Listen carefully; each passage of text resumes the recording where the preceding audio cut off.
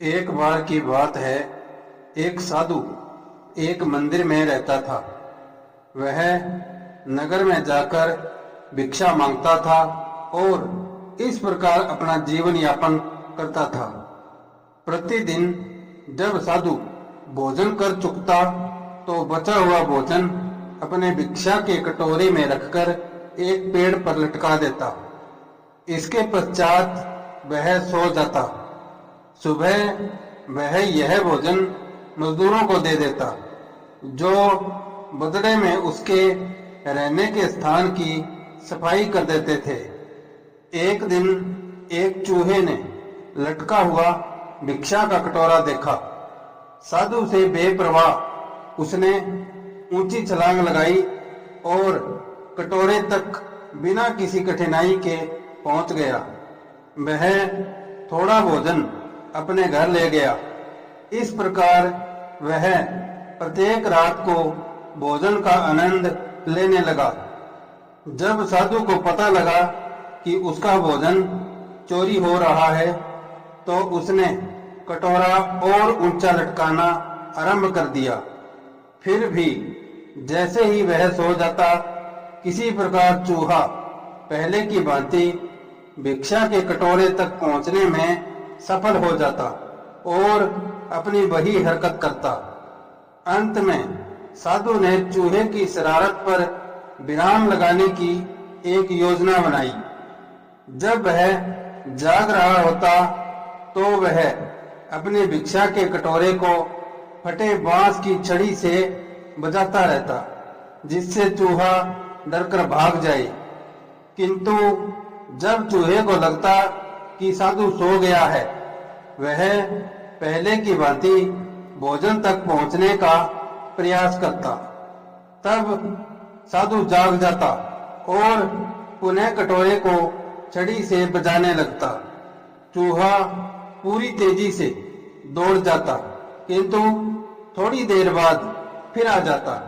इस प्रकार दोनों पूरी रात लड़ते हुए बिताते। एक दिन एक भिक्षुक जो तीर्थाटन पर था, साधु से मिलने मंदिर में आया। साधु ने खुलकर उसका स्वागत किया और उसे मंदिर में रहने के लिए आमंत्रित किया। सोने से पहले भिक्षुक धर्म के विषय में बात कर रहा था, किंतु साधु चूहे के विषय में सोच रहा था और फटे बांस की छड़ी से भिक्षा का कटोरा बजा रहा था। उसका ध्यान भिक्षुक की बातों में नहीं था। भिक्षुक नाराज हो गया और साधु से ऐसे व्यवहार का कारण पूछा। साधु ने उत्तर दिया, तुम मेरे सबसे प्रिय मित्र हो, कृपया सुनो, मैं तुम्हें इसका कारण बताता हूँ। प्रतिदिन मेरे भोजन में से जो भी बच जाता है, मैं उसे अपने भिक्षा के कटोरे में रखकर ऊंचाई पर लटका देता हूँ, जो मैं सुबह मजदूरों को देता हूँ। किंतु यहाँ एक चूहा है जो किसी न किसी प्रकार वहां पहुंच जाता है।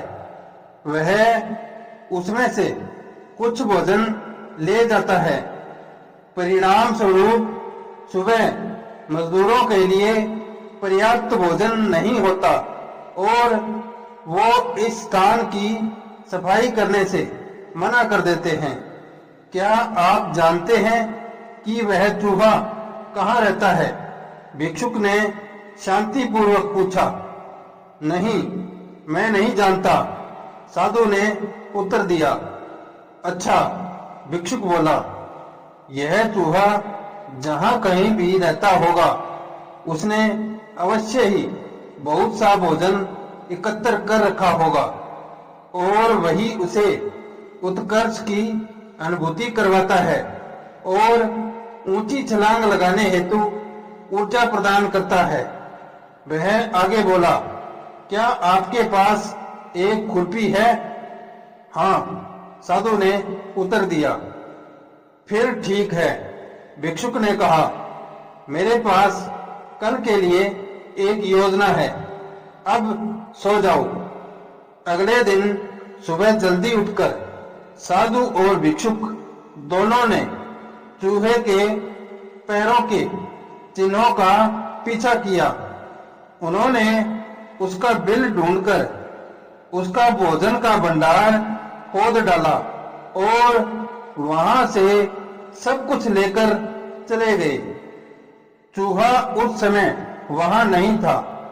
जब वह बिल में आया तो उसने पाया कि वहां खाने को कुछ भी नहीं बचा था।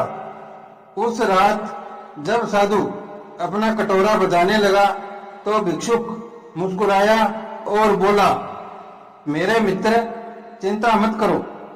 अपने भोजन के भंडार को खोकर अब चूहा अपनी ऊंचा उछलने की ऊर्जा भी खो चुका होगा। सभी प्राणी इसी प्रकार व्यवहार करते हैं। जब दोनों सो गए तो चूहा वहां आया। क्योंकि उसने कुछ नहीं खाया था तो उसमें ऊंचा उछलकर कटोरे तक पहुंचने की शक्ति नहीं थी।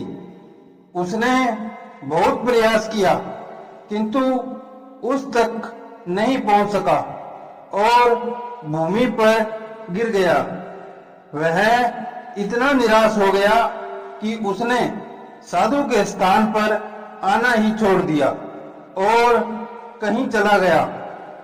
अनमोल वचन। शत्रु का विनाश करने के लिए उसकी शक्ति के स्रोत पर वार करना चाहिए।